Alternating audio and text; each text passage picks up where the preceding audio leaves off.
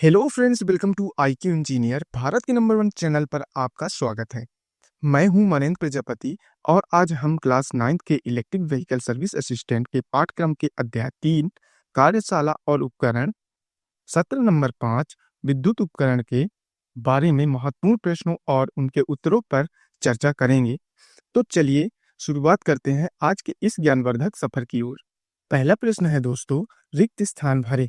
पहला नंबर, रिक्त स्थान एक ऐसा विशेष उपकरण है जिसका उपयोग वोल्टेज, करंट और प्रतिरोध जैसे विद्युत गुणों को मापने के लिए किया जाता है। तो इसका राइट आंसर हो जाएगा दोस्तों मल्टीमीटर। दूसरे नंबर पे चलते हैं। रिक्त स्थान एक ऐसा उपकरण है जो एयर कंप्रेसर से टूल संपीड़ित हवा पर चलता है और संचालन के लिए न्यूनतम 100 psi की आवश्यकता होती है। तो इसका राइट आंसर हो जाएगा दोस्तों एयर टूल। तीसरे नंबर पे चलते हैं। रिक्त स्थान का उपयोग धातु को मोटे तौर पर आकार देने या काटने वाले उपकरणों को तेज करने के लिए किया जाता है। यह अपघर्षक रिक्त स्थान को चलाने के लिए प्रयोग किया जाता है। तो इसका आंसर हो जाएगा दोस्तों ग्राइंडर का उपयोग धातु को मोटे तौर पर आकार देने या काटने वाले उपकरणों को तेज करने के लिए किया जाता है। यह अपघर्षक पहिया को चलाने के लिए प्रयोग किया जाता है। अगला क्वेश्चन है दोस्तों, ब्लोअर वैक्यूम नली के भीतर एक आंशिक वैक्यूम बनाता है। रिक्त स्थान के कारण इनटेक साइड से हवा खींचता है। तो इसका राइट आंसर हो जाएगा दोस्तों प्रेशर डिफरेंस। आगे बढ़ते हैं। पॉइंट बी, बहुविकल्पी प्रश्न। फर्स्ट नंबर क्वेश्चन है, मल्टीमीटर का उद्देश्य क्या है? पहला ऑप्शन है वेल्डिंग से पहले धातु को आकार देना।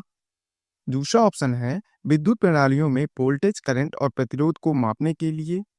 थर्ड ऑप्शन है वस्तुओं को एक साथ बांधना और कील लगाना। फोर्थ ऑप्शन है नली के माध्यम से हवा खींचने के लिए। तो इसका राइट आंसर हो जाएगा दोस्तों विद्युत प्रणालियों में वोल्टेज, करंट और प्रतिरोध को मापने के लिए।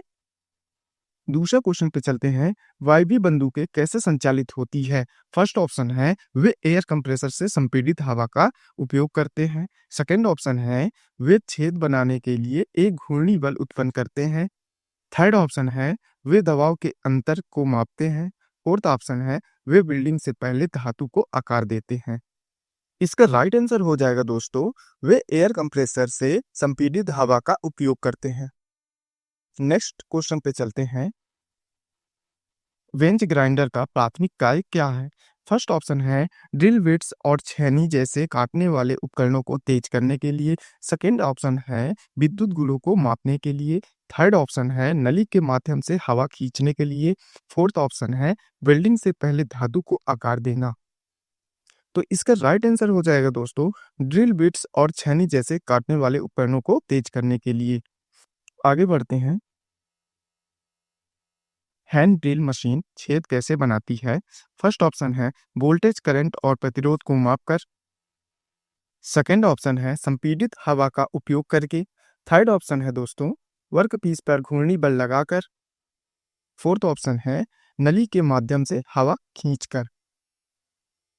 तो इसका राइट आंसर हो जाएगा दोस्तों वर्कपीस पर घूर्णी बल लगाकर। आगे बढ़ते हैं।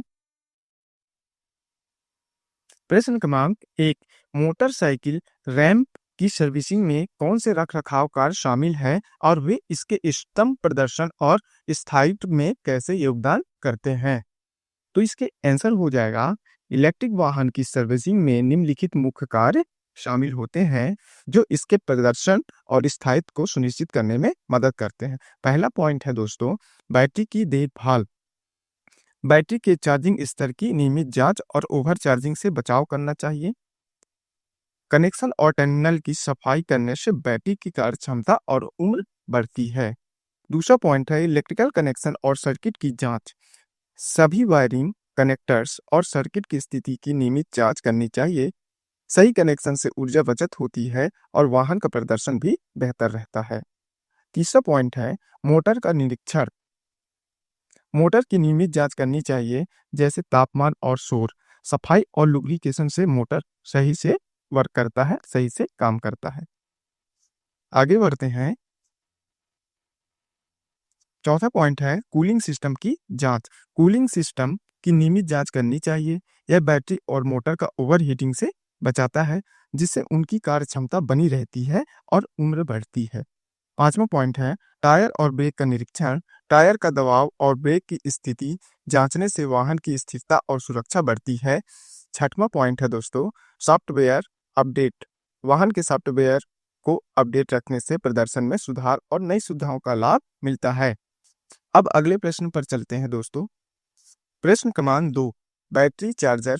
बैटरी चार्ज करने के लिए अगनात्मक इंधन के माध्यम से विद्युत चुम्बकीय ऊर्जा का उपयोग कैसे करता है और यह विधि पारंपरिक धातु जैसे संपर्क चार्जर्स पर क्या लाभ प्रदान करती है? इसका आंसर हो जाएगा दोस्तों अगनात्मक युग्मन बैटरी चार्जर का उपयोग करता है। इसमें एक चार्जिंग प्लेट और एक रिसीवर प्लेट होती है।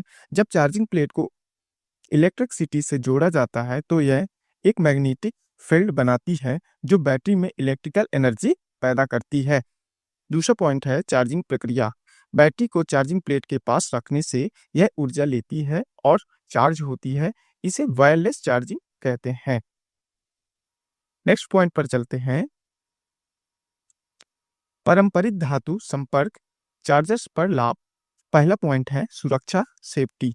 इसमें कोई खुला कनेक्शन नहीं होता है, जिससे शॉर्ट सर्किट का खतरा कम होता है।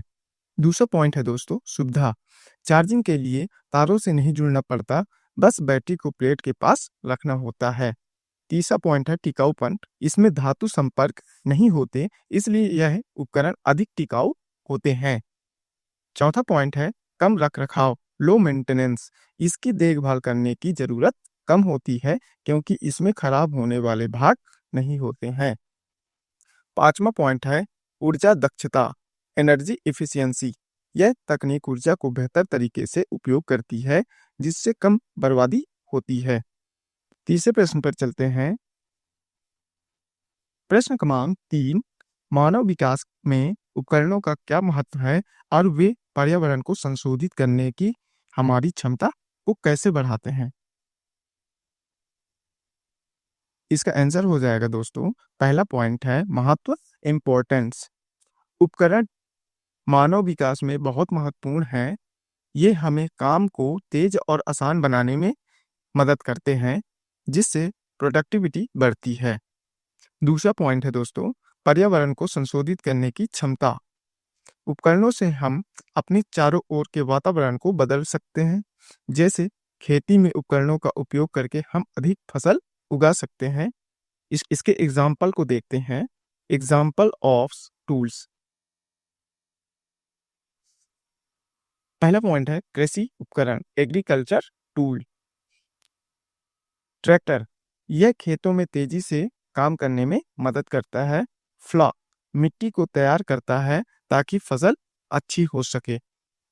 नेक्स्ट पॉइंट है निर्माण उपकरण कंस्ट्रक्शन टूल्स। क्रेन भारी सामान उठाने में मदद करता है। ड्रिल दीवारों में छेद करने के लिए उपयोग होता है। अगले क्वेश्चन पर चलते हैं दोस्तों। प्रश्न क्रमांक 4, एयर होज ब्लोवर वायु प्रवाह उत्पन्न करने के लिए दबाव के अंतर का उपयोग कैसे करता है और कौन कौन से कारक नली के माध्यम से हवा की गति को प्रभावित करते हैं? इसका आंसर हो जाएगा फर्स्ट पॉइंट है दबाव के अंतर का उपयोग। एयर होज ब्लोवर हवा को एक नली के माध्यम से बाहर निकालने के लिए दबाव के अंतर का उपयोग करता है। जब नली में हवा उच्च दबाव से कम दबाव की ओर जाती है तो यह हवा का प्रवाह उत्पन्न करती है, जो हवा को तेजी से बाहर निकालता है। दूसरा पॉइंट है हवा की गति को प्रभावित करने वाले कारक। दूसरा पॉइंट का फर्स्ट पॉइंट है नली व्यास। नली का व्यास डायमीटर ऑफ द नोजल। अगर नली बड़ी है तो अधिक हवा बाहर निकलेगी। अगर नली छोटी है तो हवा की गति धीमी हो जाएगी। सेकेंड पॉइंट है नली की लंबाई लेंथ ऑफ द नोजल। नली जितनी लंबी होगी हवा का प्रवाह उतना धीमा होगा। छोटे नली में हवा तेजी से निकलती है। थर्ड पॉइंट है हवा का तापमान टेम्परेचर ऑफ द एयर। गर्म हवा हल्की होती है और अधिक तेजी से बहती है। ठंडी हवा धीमी होती है और कम प्रभावित होती है। अगला पॉइंट है वायुमंडलीय दाब एटमॉस्फेरिक प्रेशर। अगर बाहरी वातावरण का दबाव कम होता है तो हवा तेजी से बहती है, ज़्यादा दबाव होने पर हवा की गति धीमी होती है। तो दोस्तों, आज के इस वीडियो में इलेक्ट्रिक व्हीकल सर्विस असिस्टेंट के अध्याय 3 सत्र नंबर 5 के बारे में हमने काफ़ी कुछ सीखा। अगर आपको पसंद आया हो तो कृपया इसे लाइक और शेयर करें। अगर आप हमारे चैनल पर नए हैं तो सब्सक्राइब जरूर करें ताकि ऐसी और महत्वपूर्ण जानकारी आपको मिलती रहे। अगले वीडियो में फिर मिलेंगे, तब तक के लिए धन्यवाद और सुरक्षित रहें।